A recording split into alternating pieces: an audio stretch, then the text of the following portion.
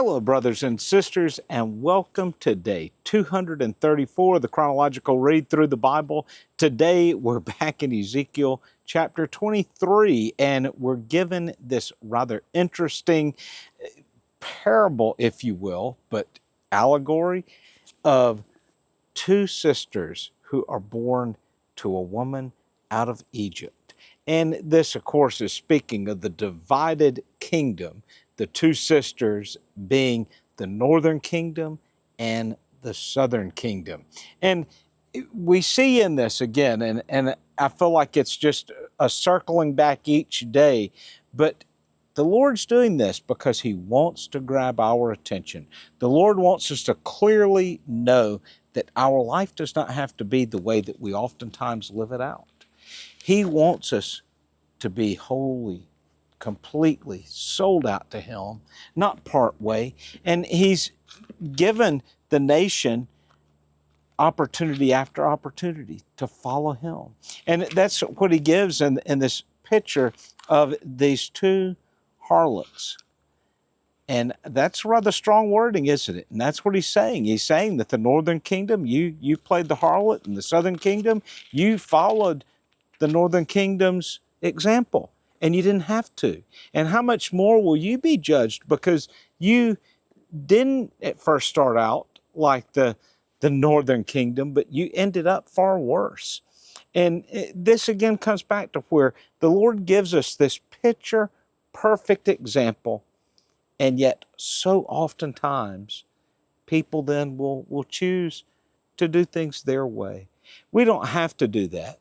We need to follow the Lord with all of our heart. And I just want to say, again, we have this rather wild picture, don't we, of the two harlots, Aholah and Habibia. And I know this is rather strange and a strange story, but it is a picture of what oftentimes, not just what the northern and the southern kingdom of Israel did, but it's oftentimes a picture of the lives that we live. And we don't have to do this. Brothers and sisters, I just ask you, and I know I feel like I keep repeating this, but the Lord's repeating it in the Scriptures. It's not me repeating it. The Lord wants us to sell out to Him. He wants us to see those who went astray, those who did not follow in His ways, see the punishment that befell them, see the sorrows, the anguish that they walked through because they did not know Him. And He wants us to learn from that. And He wants us to trust Him. If you trust God and if you follow in His ways, He's never going to let you down. I know from the life that I've lived, living overseas, and then even being here in the U.S., there's times that you're faced with many difficult decisions. But the Lord always prevails if you allow Him to. Now, when I say allow Him to, I'm not meaning that we can stop the Lord, but we can walk away from being a part of what the Lord's plan is for us. And I hope that you can trust Him fully today. That's the message that the Lord wants us to hear here.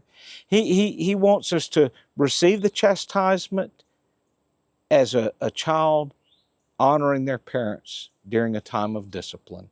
And then He wants us to learn from that and move forward. And remember too, I want to come back and stress this because even when I was reading another commentary for today, it stressed this point again of saying, when you think of sometimes the generational curses or the generational sins, for those who are in Christ, those sins have been dealt with on the cross as well. But it's when we come to Him that generational curse is broken. Can you come to the Lord and give that over to Him? I hope you can. Brothers and sisters, I hope you're doing well today. Until tomorrow, God bless.